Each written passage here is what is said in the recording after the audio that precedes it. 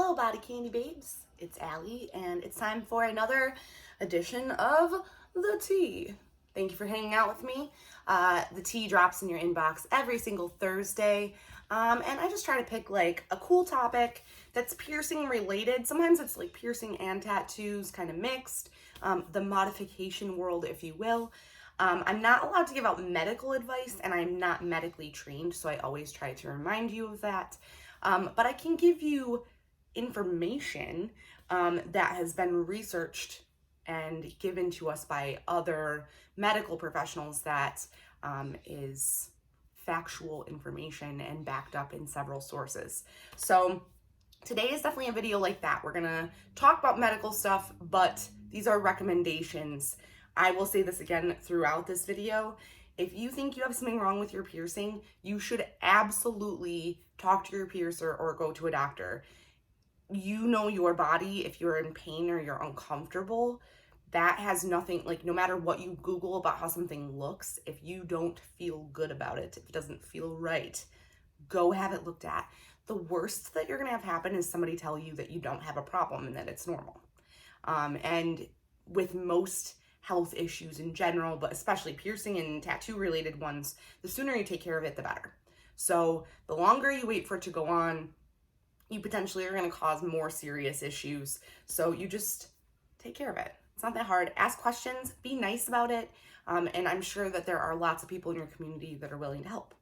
So because of this email, we get a lot of questions sent in to me about, am I infected? Is my piercing infected? So that's kind of what triggered this today. I got a lot of them this week. So there are some things that are super normal and they look really scary, especially if you're not a super heavily modified person where you've gone through it a ton of times and you know what to expect. Especially your first couple of piercings, like that stuff can be really stressful. And seriously, even for people that are more seriously modified or more heavily modified, anything can happen. And like, there are all sorts of things that just, you know, it is what it is. It's your body, you're creating a wound. So that's the first point. You're creating a wound on your body and your body is going to react to that. It's kind of like a cat when you're like, hey, don't do that. And they're looking at you, but they don't quite understand what you mean. Your body is like that. Like you can say like, hey body, like I just pierced myself. It's okay. Your body's gonna say, heck no, there's a piece of metal through me. What is happening? So there is definitely going to be some redness and potential swelling.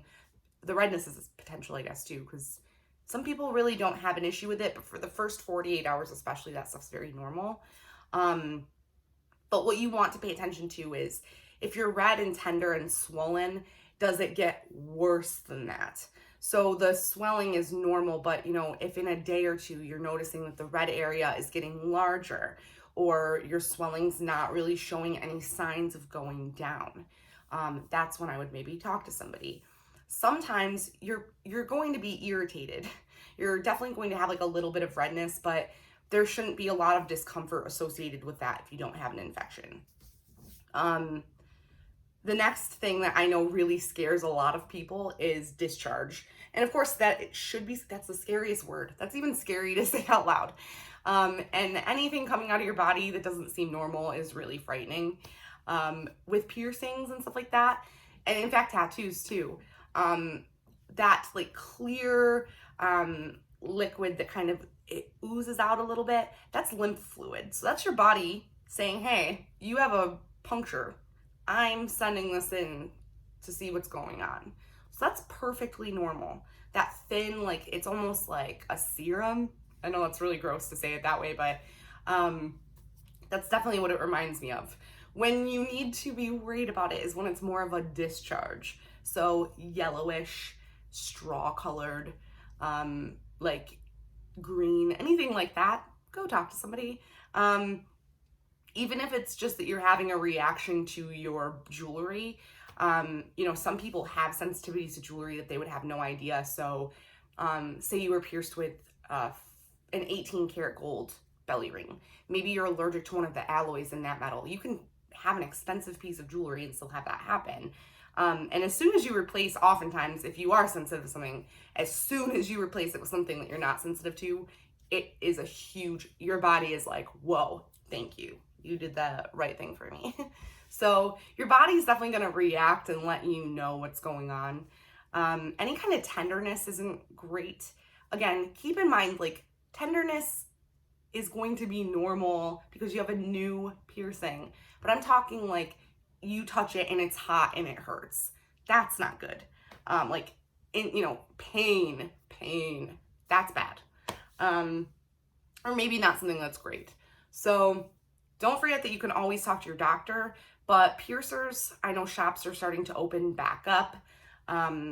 They are available. I also know that in the past, I have reached out to piercers, especially during quarantine stuff, to kind of ask a few questions. And most of them have been more than happy to help. They're home and they were bored. So New York State still doesn't have parlors opening up until phase 3, which we do not know yet. But I have already potentially booked a tattoo appointment or two. You know how I roll, y'all. Yeah, so I hope that was a little bit more informative. Again, always listen to your body. If something just doesn't feel right, chances are maybe something is wrong. So that's super important.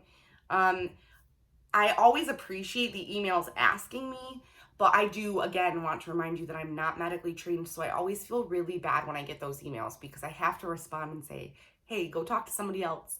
I'm going to try to save you the time and just let you know that those are things that, like, I'm so appreciative that you trust me and write into me like that. That's amazing.